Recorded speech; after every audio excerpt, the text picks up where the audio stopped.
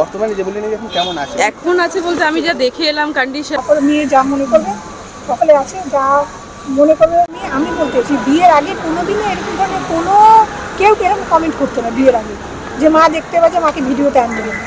এই বিয়ের পরেই এই কথাগুলো শুরু হয়েছে যে মা দেখতে পাচ্ছে মাকে কোনো ভিডিওতে আনবে না। হ্যাঁ, তারপরে হাসে না হাসি এই কমেন্ট শোনার পর থেকে আমি বলছি আমাকে নিস না ভিডিওতে, আমি দেখতে পারলাম না আমার হাসি, তারপর থেকে আমার হাসি চলে যাচ্ছে।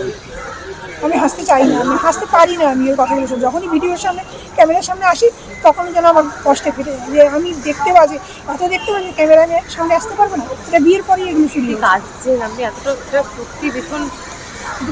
না আপনি কি চাইছেন মানে মেয়ে যদি আবার ফিরতে আমি চায়? চাইছি আমার মেয়ে সুস্থ হয়ে ফিরুক, তারপরে মেয়ে যা মনে করবে সকালে আছে যা মনে করবে। আমি যদি ওটা এখন বড় হয়েছে আমি ও যদি মনে করে আমি যাবো আমি চলে, আমি তো আটকাতে পারি না, আমি তাও তো আটকাতে পারি না। ও যদি সংসার করতে যাওয়া আমার যাবে, আমার তো আটকানো কিছু আমি কোনোদিন ওকে বলিনি সংসার। আমি কোনো ছেলে মেয়েকে কোনো মা বাবাকে বলে না তুই সংসার করিস না, আমিও করবো না। যারা বলে তাদের মেন্টালিটি আলাদা। আমি সবসময় বলি আমার মেয়ের সংসার, আমার মেয়ে সুখে থাকবে, কারণ আমি প্রচুর কষ্ট করেছি। আমার ছোটোবেলায় মা মারা গেছে তো প্রচুর কষ্ট করেছি। মাকে সমস্যা আমার কাছে প্রমাণও আছে দিদি। আমাকে লাস্ট যে কথাগুলো হয়েছিল প্রবাহর সাথে কি নিয়ে সেদিনকার ঝামেলাটা সেই প্রমাণও আমার কাছে রয়েছে।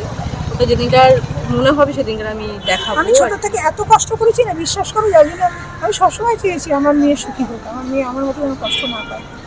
কিন্তু আর মানে আগেকার প্রথা, সেই আগেকার দিনে আমরা যেরকম দেখেছি যে বাড়িতে আর আসতে দিত না, সেই জায়গাটায় ফিরে যাচ্ছে বলে কি আপনার আবার মনে হয় আস্তে আস্তে যে বিয়ে হয়ে যাওয়ার পর মেয়েকে আর বাড়িতে আসা নিয়ে সমস্যা, বা কি বলবেন শেষে বাড়িতে আসা নিয়ে? হ্যাঁ। আর যদি আমি ওকে বলেছি যদি তুই আসলে আমার সঙ্গে যোগাযোগ রাখলে যদি তোর অশান্তি বাড়ে তাহলে আসিস না। আমি কথা তুই তোকে যেন সুখে রাখে, এটাই আমি চেয়েছিলাম। তাও আমি মেনে নিয়েছিলাম। আমার সঙ্গে তো ফোনে কথা বলিস, তাও ফোনে কথা বলাও হবে না তো। কিন্তু মেয়ে বলছে আমি মনে করি তুমি আমার লাকি আমার লাইফে। আমি মনে করি আমি লাকি, আমার ওই রকম মেয়ে আমি পেয়েছি, আমি লাকি। তা তুমি আমার সমস্ত জায়গায় তুমি রেকর্ডিংয়ে যাবে, তুমি যদি একবার প্রোগ্রাম করতে গিয়ে যদি নিচে বসে কাকিমা, স্টেজে যদি না বসে সে রেগে বোম হয়ে যায়। আগে তুমি মাকে তোলো, মাকে আগে ইয়ে করো, শো ভালো হবে না। এখন আছে বলতে আমি যা দেখে এলাম কন্ডিশন, আমাকে দেখে চিনতে পারলো, আমাকে বললো বসো, মানে বসো যেই বললো কথাটা, ওটা পুরো ফেস ভাবে আমি দেখলাম না।